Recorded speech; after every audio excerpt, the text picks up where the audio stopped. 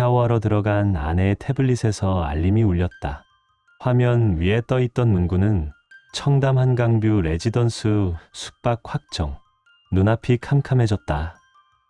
여행 한번 제대로 가본 적 없는 우리가 상의 한마디 없이 레지던스를 예약했다고? 그 순간 지난 1년 동안의 의심스러운 조각들이 한 줄로 꿰어졌다.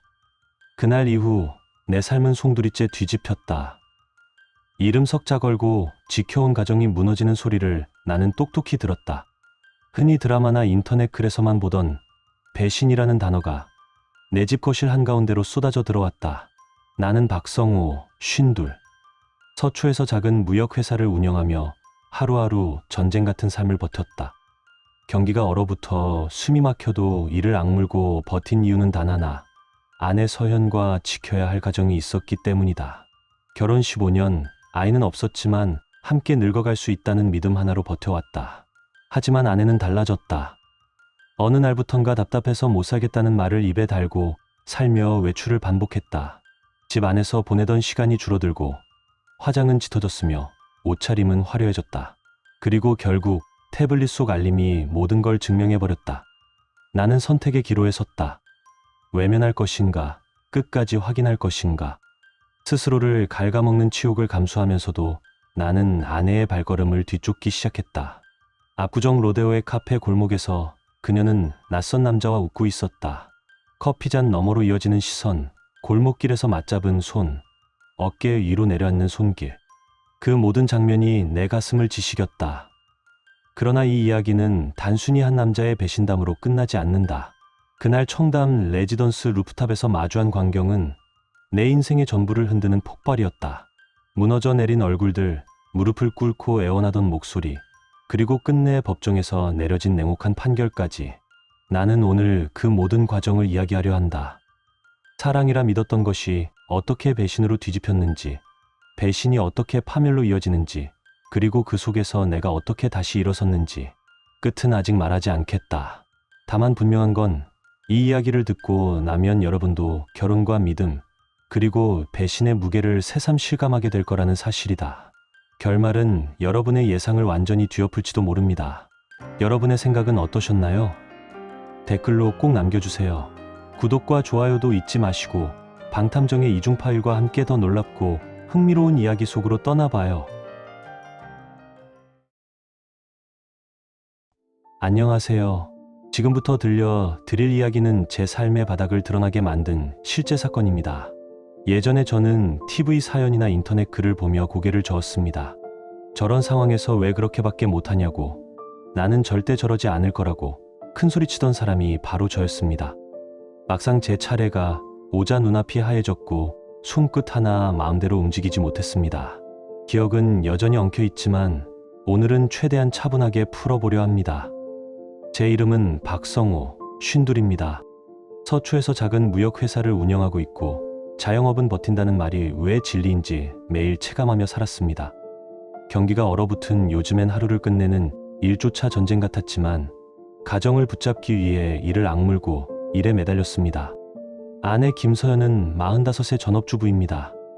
결혼한 지 15년, 아이 없이 살기로 합의했고 한때는 정말 서로만 바라보며 늙어갈 줄 알았습니다. 변화는 1년 전부터였습니다. 서연은 이유를 댈 틈도 없이 외출이 잦아졌고 집에서는 늘 보던 드라마를 끄더니 답답해서 못 살겠다를 입버릇처럼 말하며 밖으로 향했습니다. 처음엔 이해하려 했습니다. 집이라는 울타리가 때로 숨막히게 느껴질 수도 있으니까요. 그러나 그 말과 행동이 반복될수록 설명되지 않는 빈틈이 생겼습니다. 어느 날 서연은 태블릿 하나를 들고 들어왔습니다. 휴대폰 용량이 부족해 사진 정리와 가계부 작성이 힘들다며 필요하다고 했습니다. 말은 그럴듯했지만 태블릿을 손에서 놓지 않는 모습이 오래지 않아 눈에 거슬렸습니다. 화장실에 갈 때도 씻을 때도 잠들기 직전까지 머리맡에 올려두고 제가 가까이 다가가면 화면을 곧장 꺼버리거나 뒤집었습니다. 작은 습관들이 쌓이자 제 안에서 의심이라는 덩어리가 모양을 갖추기 시작했습니다. 결정적 장면은 어느 저녁에 찾아왔습니다. 서연이 샤워를 하러 들어간 사이 태블릿이 짧은 알림음을 냈습니다. 대수롭지 않게 넘길 수도 있었지만 그날따라 눈길이 멈췄습니다. 미리 보기에는 청담 한강뷰 레지던스 숙박 확정이라는 문장이 떠 있었습니다. 순간 숨이 턱 막혔습니다. 우리는 잠시 쉬는 것조차 사치라며 버텨온 사람들입니다. 그런데 상에 한마디 없이 레지던스라니, 그 문장 하나가 지난 시간의 낯선 기척들을 한 줄로 깨어버렸습니다. 그 밤 저는 천장을 바라본 채 오래 누워 있었습니다.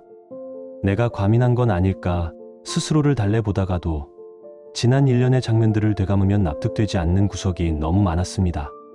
의심은 확신으로 변했고 다음 날 저는 결국 서연의 동선을 확인하기로 마음먹었습니다.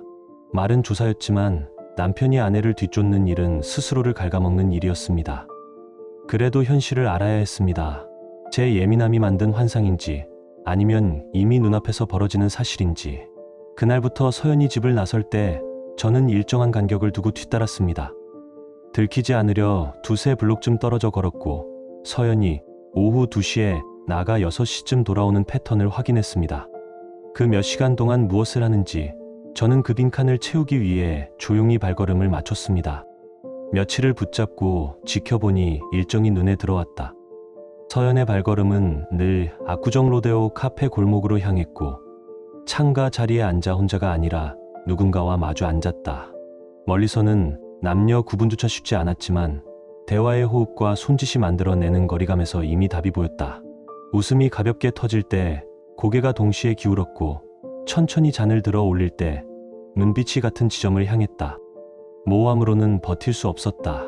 스마트폰에 망원 렌즈를 끼워 건너편 건물 계단참에서 몇 장씩 담기 시작했다. 탐정이 된 기분이라기보다 제 스스로 초라해지는 과정을 견딘다는 표현이 더 맞았다. 일주일 가까이 모아둔 사진 속에서 드디어 얼굴이 또렷해졌다. 키가 크고 옷차림은 과하지 않게 세련됐으며 앉아있어도 느긋함이 먼저 보이는 남자였다. 둘은 커피잔을 사이에 두고 낮은 목소리로 말을 이어갔고 문을 나설 때 자연스럽게 손이 포개졌다.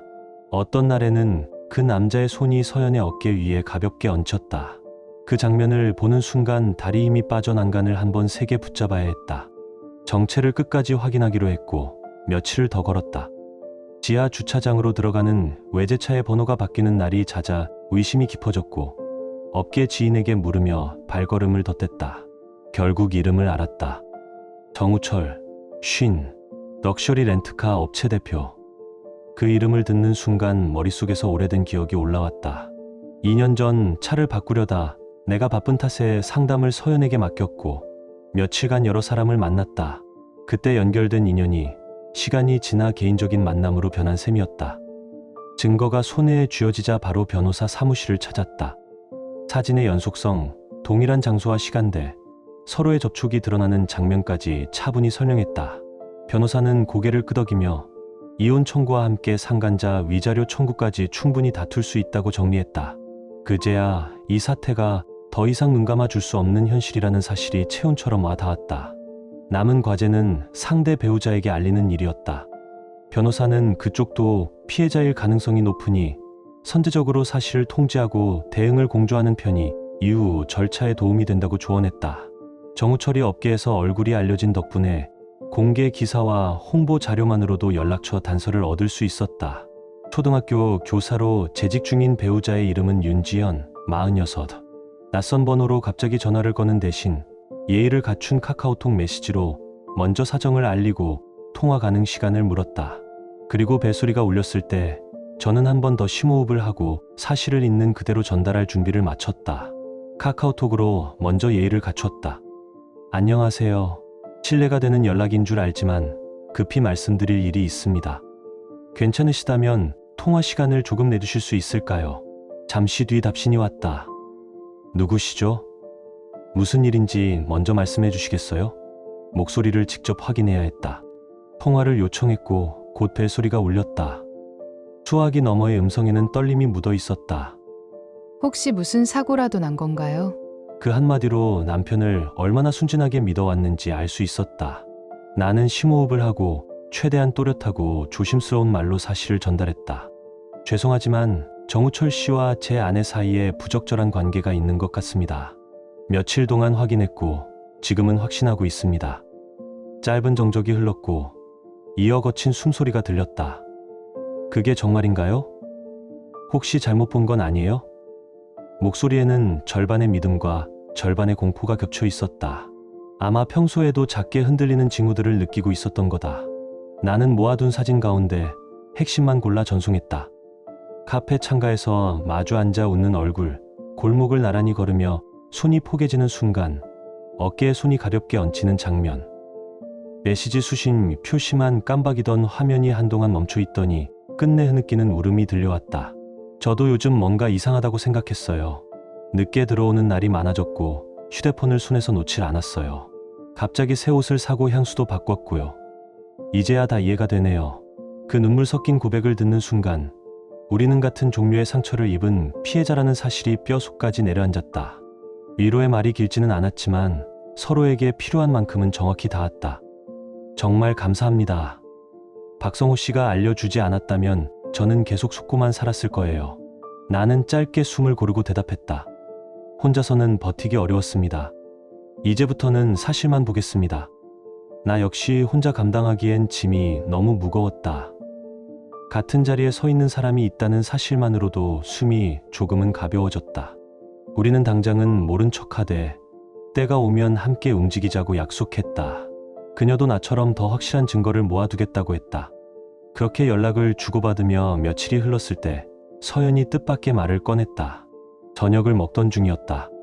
평소처럼 담담한 표정을 한 서연이 숟가락을 내려놓고 말했다. 여보, 나 요즘 번아웃 온 것 같아. 아무 의욕이 없어. 나는 잠깐 말을 잃었다. 최근에 서연은 오히려 더 활기찼다. 외출이 잦아졌고 화장과 옷차림도 한층 화사해졌다. 이제 와서 번아웃이라니.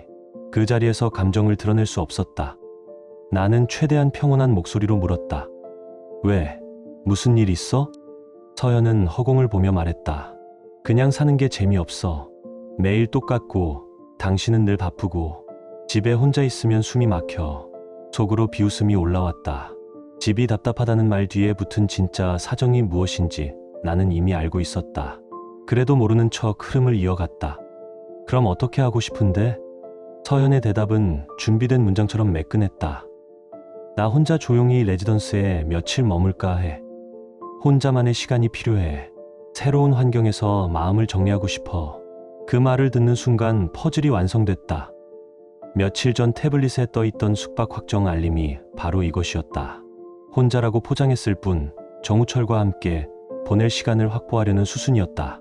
나는 계속해서 걱정하는 척했다. 혼자 가면 위험하지 않을까? 비용도 만만치 않을 텐데. 서연은 짧게 웃으며 말했다. 걱정 마. 많이 비싼 곳 아니야. 나 혼자서도 잘할 수 있어. 그날 밤 나는 윤지연 씨에게 메시지를 보냈다. 아내가 레지던스에 묵으러 간다네요. 정우철 씨와 함께일 가능성이 큽니다. 그녀는 곧바로 전화를 걸어왔다. 맞아요. 남편이 갑자기 출장을 간다며 짐을 싸고 있어요. 며칠 집을 비운다고 하네요. 우리 둘은 주저하지 않았다. 이번에는 현장에서 끝내자고, 한 번에 모든 것을 드러내자고 합의했다. 준비가 필요했고 준비는 이미 절반쯤 끝나 있었다. 며칠 뒤 마침내 기회가 찾아왔다. 서연이 부엌에서 요리를 하던 중 냄비가 타는 바람에 집 안이 소란스러워졌다. 그 틈을 타 태블릿을 집어들었고 다행히 잠금이 풀린 채였다. 화면에는 익숙한 이름이 떠 있었고 대화창에는 충격적인 문장들이 이어지고 있었다. 자기야, 숙박 확정 확인했어. 청담 레지던스 맞지? 응, 드디어 우리만의 시간이 오는구나. 설레서 잠이 안 와. 한 줄 한 줄이 내 위장을 뒤집었다.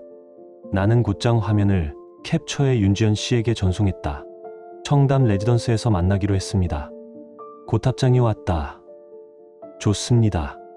저도 같은 건물에 객실을 잡겠습니다. 이번에는 확실히 끝을 보죠. 그 이틀 동안 우리는 치밀하게 준비했다. 체크인 시간을 비슷하게 맞췄고 같은 건물에 객실을 확보했다. 드디어 그날이 다가왔다. 아침부터 서연은 들뜬 얼굴로 짐을 꾸렸다. 혼자 머무는 건 처음이라 떨려. 라며 입술을 깨물었지만 표정은 설레는 아이처럼 밝았다. 나는 담담히 말했다. 조심해서 다녀와. 연락 자주 하고. 서연이 현관문을 나서자마자 나도 움직였다. 이미 캐리어는 챙겨두었고 윤지연 씨와 시간까지 맞춰둔 상태였다.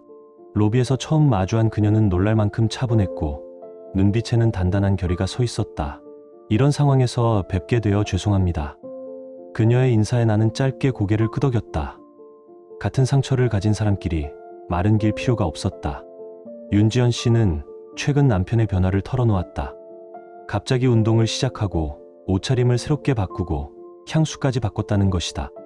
서연이 보여 온 모습과 똑같았다. 처음엔 단순한 중년의 변화라고 여겼지만 나와 연락을 주고받으면서 모든 게 하나의 선으로 이어졌다고 했다. 나는 안타까움보다 더 큰 분노를 느꼈다. 며칠 뒤 결행의 날이 찾아왔다. 청담 레지던스의 루프탑 바에 들어서는 순간 심장이 터질 듯 요동쳤다.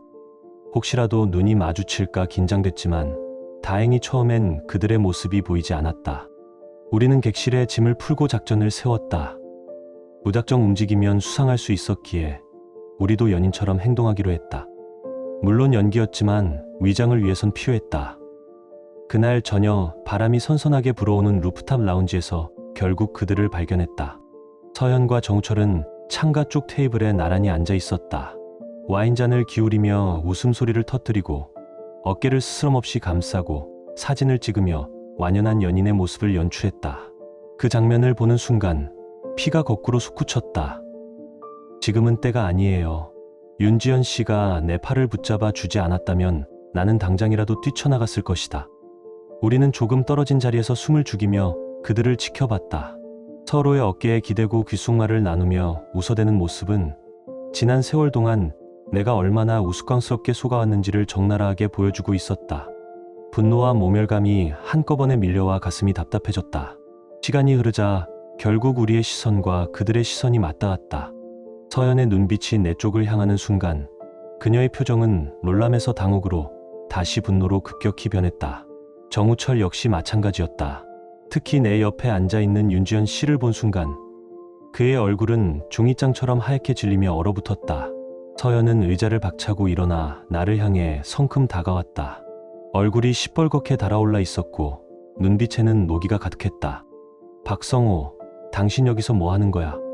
그 외침에 루프탑 라운지의 다른 손님들이 일제히 고개를 돌려 우리를 바라봤다. 나는 최대한 침착하게 받아쳤다. 나도 온 거야. 내가 여기 오면 안 되나? 그럼 이 여자는 누구야? 당신이 감히 바람을 피우는 거야? 순간 비웃음이 치밀었다. 정작 다른 남자와 와인을 나누고 있는 사람이 뻔뻔하게 나를 몰아세우고 있었으니 말이다. 정우철도 허겁지겁 다가왔다. 그러나 윤지연 씨를 보는 순간 목소리가 떨렸다. 지연아, 너는 왜 여기 있어? 윤지연 씨는 차갑게 웃으며 단호히 잘라 말했다. 나도 휴가 왔어. 문제 있니? 그 한마디에 정우철의 표정은 그대로 무너져 내렸다. 나는 여전히 한마디도 하지 않았다. 서연은 계속 날 향해 고래고래 소리쳤다. 당신, 이 여자랑 무슨 사이야? 당장 말해. 나는 묵묵히 자리에 앉아 있었고 윤지연 씨 또한 흔들림 없는 표정을 유지했다. 하지만 서연의 목소리는 점점 더 날카로워졌다. 역시 당신도 바람을 피우고 있었구나. 그래서 나한테 그렇게 차갑게 굴었던 거지. 기가 막힌 궤변이었다. 자기 잘못은 애써 덮고 오히려 나를 가해자로 몰아세우고 있었으니까. 라운지 매니저가 다가와 조용히 해달라고 요청했지만 서연은 전혀 개의치 않았다. 당신 정말 실망이야. 나는 당신을 믿었는데. 그제야 나는 입을 열었다. 아주 낮고 차분한 목소리로. 서연아, 내가 누구랑 여기 온 줄 모를 줄 알았어? 그 순간 아내의 얼굴에서 핏기가 싹 가셨다. 뭔 소리야? 나 혼자 왔는데. 나는 시선을 정우철에게 옮기며 담담히 말했다. 안녕하세요. 정우철 씨.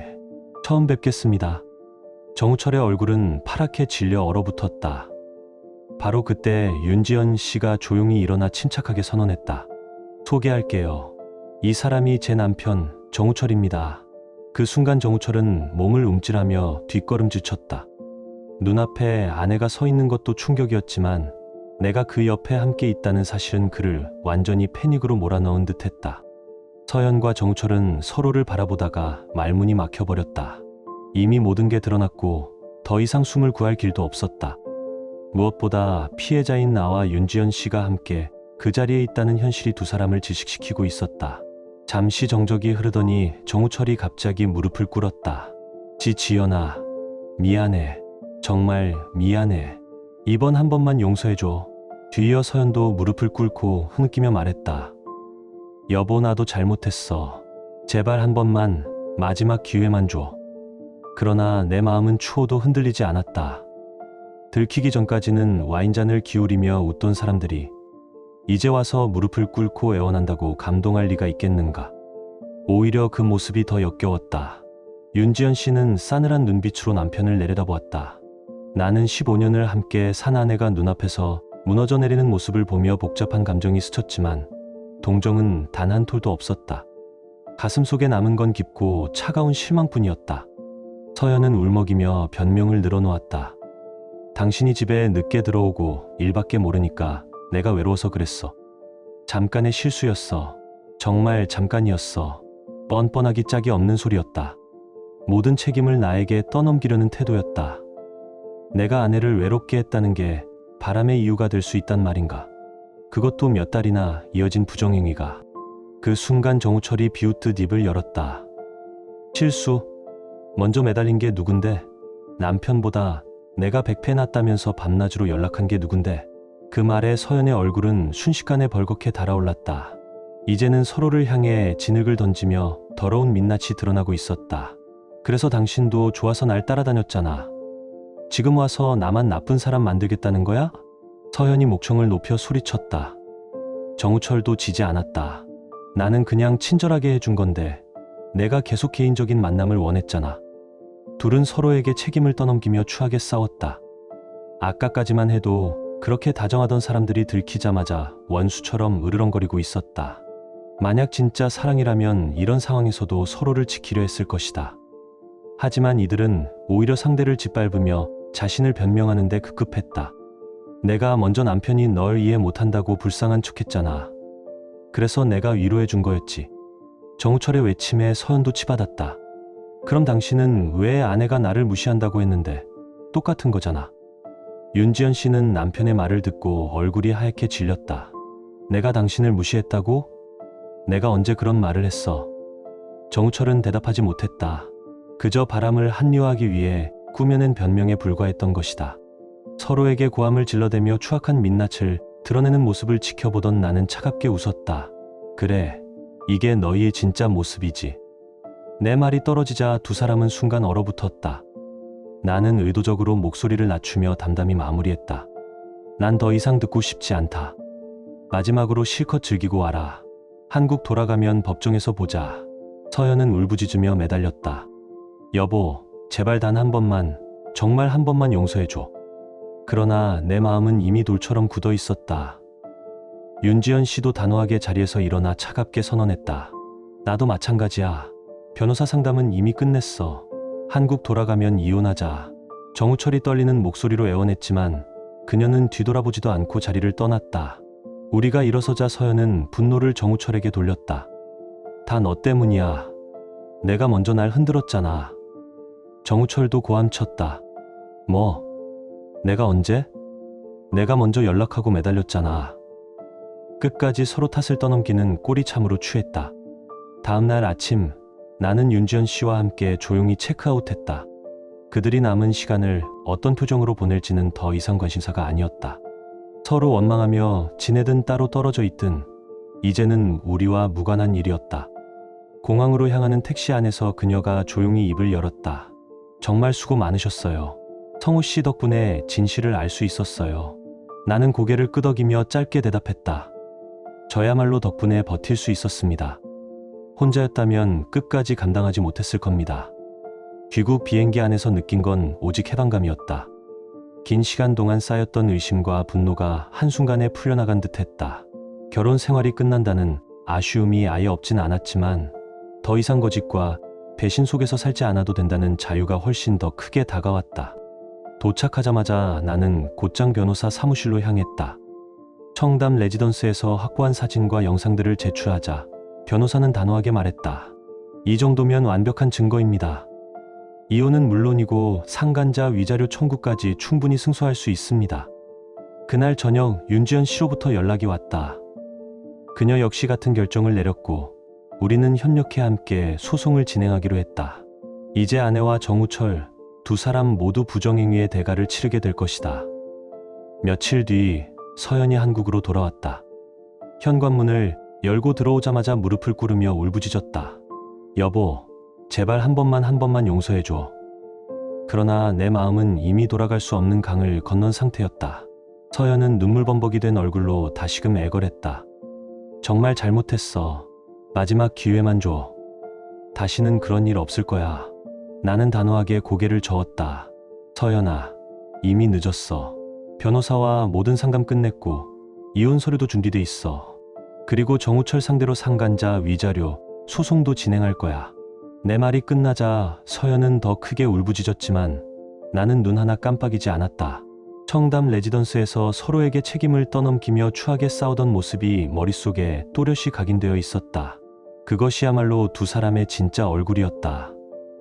만약 진정한 사랑이 있었다면 마지막 순간까지라도 서로를 지켜주려 했을 것이다. 그러나 그들은 칼끝을 겨누듯 서로를 찌르며 원수처럼 서 있었다. 한 달 후 서울가정법원에서 정식 재판이 열렸다.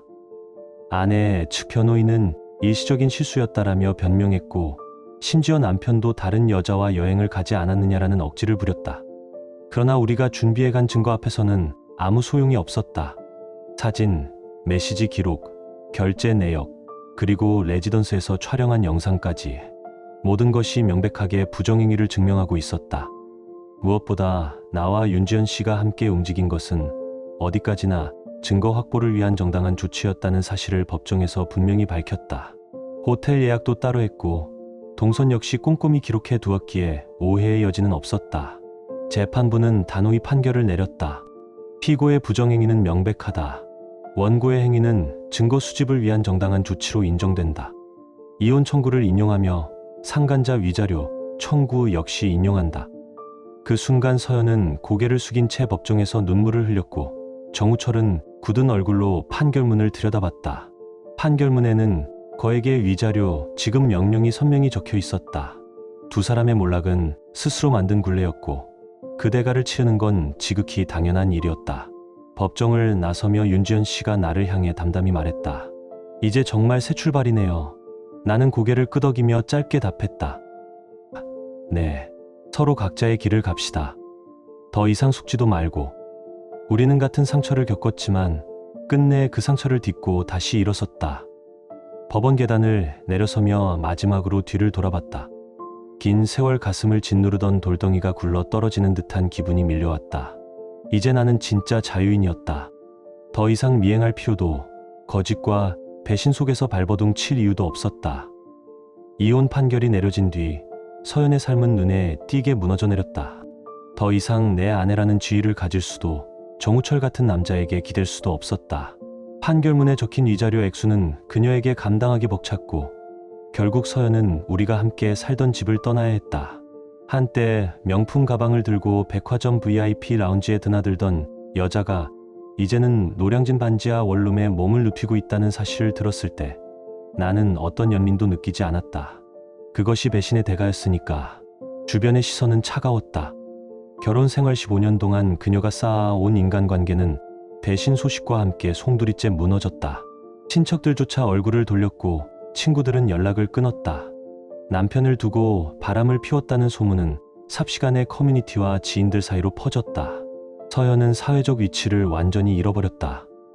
경제적으로도 몰락은 피할 수 없었다. 전업주부로 살면서 단 한 번도 생계 걱정을 해본 적 없던 그녀는 이제 생존을 위해 알바를 전전해야 했다. 낮에는 콜센터에서 헤드셋을 쓰고 불친절한 고객의 항의를 받아야 했고 밤에는 전단지를 돌리며 추운 골목을 걸어야 했다. 화려한 옷차림은 사라지고 낡은 패딩과 헐어진 운동화가 그녀의 새로운 모습이 되었다.